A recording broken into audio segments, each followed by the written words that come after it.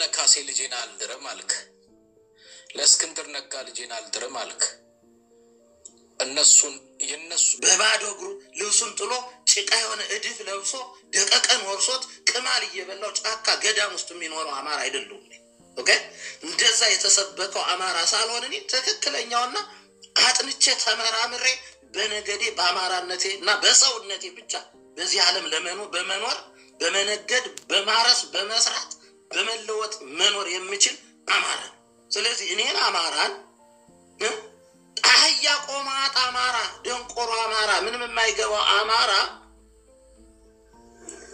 እንበር ተጋዳ ላይ በአማራ መቃብር ላይ ነው ትግራይ የሚኖር ያለኝ ጉድ ዛሬ ልጅን እኔ ላግባ ሲል ለምሳሌ ለዘመነ ካሴ ልጄን አልድረም አልክ ለእስክንድር ነጋ ልጄን አልድረም አልክ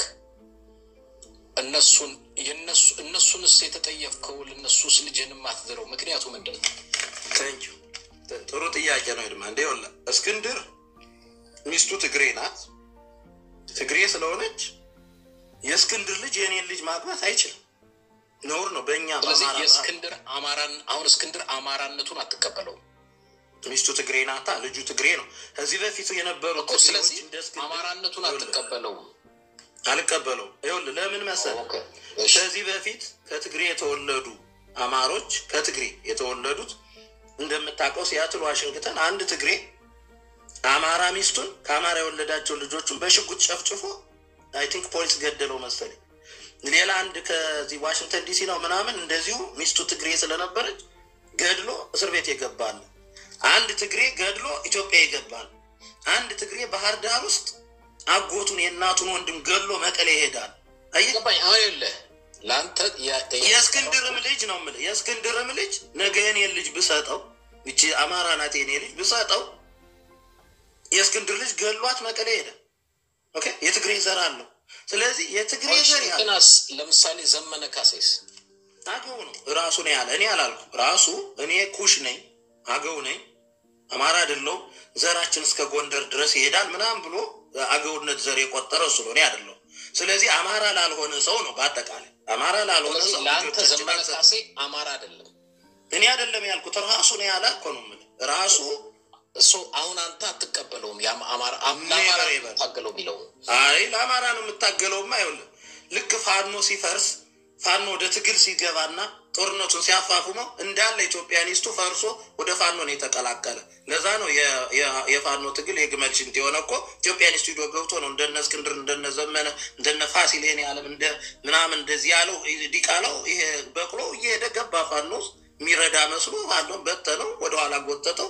እንዲሸነፍ አረገው ይሄ የታወቀ ነገር አማራ ያለው ሁሉ ለአማራ ሊታገል ነው በየምሸወድ ደንቆሮ አማራ ሳሎን ብልጡ አማራ ስለሆንኩኝ ዘመነ እኔ ራሴ ኩሽ ነኝ ብሎ ራሱ ነው ያለ እኔ አላልኩ እኔ እንደው አማራ ይመስለኝ ነበር እኔ ኩሽ ነኝ አገው ነኝ እናቴ ተረት ነግራኛለች አገው ያላመጠውን ምናምን ያረጋል ያፏጨውን ይዘፍናል ብላለች አገው ነኝ ብሏል ስለዚህ አገው ከሆነ ለአገው ነው እንጂ መታገል ያለበት ለኔ ሪፕሬዘንት ማድረግ የለበት እኔ ራሴ አማራው ይያለው እሱ አገው ነው ተወካይ ሆኖ ለኔ ሊመራይ ሊያዋጋል ያታግላይ አይችልም ለዛም ነው እዛ አካባቢ እንደምታዩ የትግሉ ውጤት የዋሽታና የግመል ሽንት ይሆን እንዲያውም የባሰ አማሮቹ እየተመረጡ ተገደሉ እንጂ ሊመጣ የቻለ ለውጥ የለም ዙሮ ምን ላንተ የምትቀበለው የአማራ ታጋይና ታጋያለ ሞልቶ ከሚሳሌ ከአመራር ነው ያልኩት ያው እየተገደሉ ነው እንጂ ነበሩ ነው አሁን ካሉት በአመራር ደረጃ የምትቀበላቸው አማራ ነው ብለህ የምታምናቸው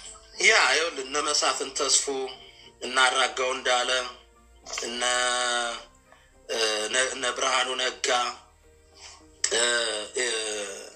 ብዙ አለ እነ ኮሎኔል ፋንታውን መሐባ እነ መከታው ማሞ እነዚህ አማሮች ናቸው ግን ሪፕሬዘንት የሚያረጋቸው ወይም የሚወክላቸው ወይም ደግሞ ሞግዚት ተቀምጦባቸው አየ ለመከታው እስክንድር ሞግዚት ተቀምጧል ኢትዮጵያኒስት እነ ዝናቡ ቅድም ዝናቡን አንጠቀስኩልም ዝናቡ አማራ ነው ምን ያምንበታለው ለዝናቡ ደግሞ ዘመነ ሞግዚት ተቀምጧል ለዛ ሞግዚት ኢትዮጵያኒስቱ አስቀምጦባቸዋል መንቀሳቀሳቸው ምክንያቱም ሞግዚቱ ነው ትእዛዝ የሚሰጥ ስለዚህኛ የምንታገል ምንድነው ሞግዚቱን አባረን ከሞግዚት የጸዳ በራሱ አስተሳሰብ በራሱ ፍላጎት ለአማራነቱ የሚመራ የሚጋደል ትክክለኛው ትግል የት አለ ብለህ ነው የምታየው?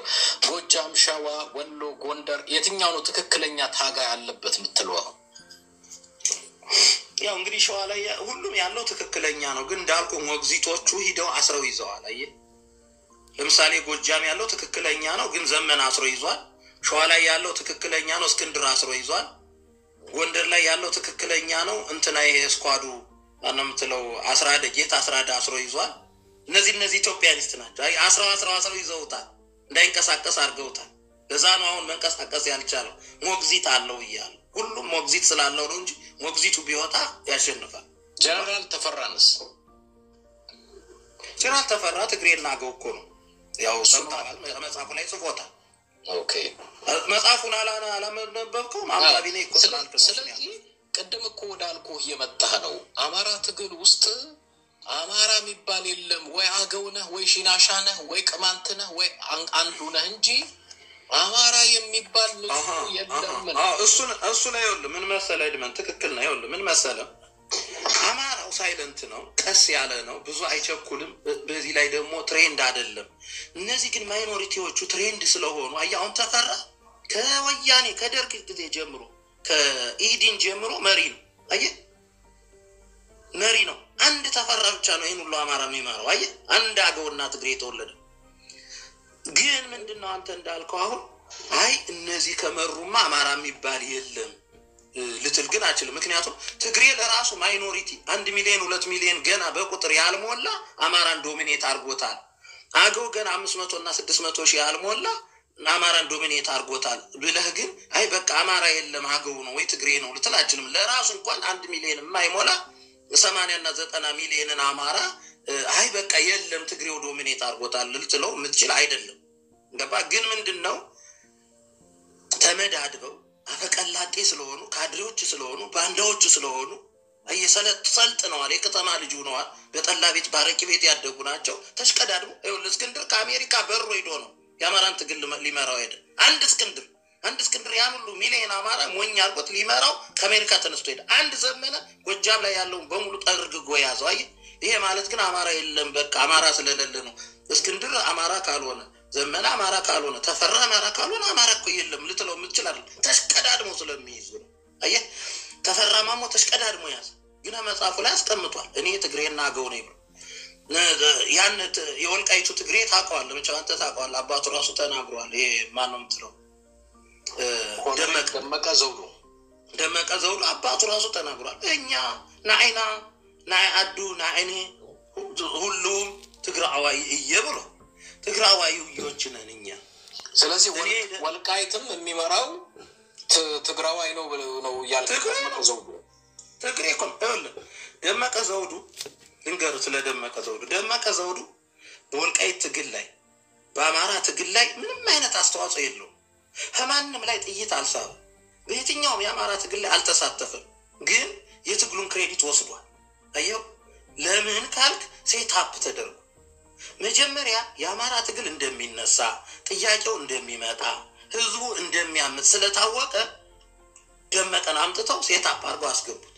አየህ ልክ ደመቀ ሲገባ ዝም ብሎ አልገባም። እነ ጎቤን መታ በሙሉ ያንን ይሄ ከፋኝ የሚባለውን አይል በሙሉ ያጸዳው እሱ ወደፊት መጣ።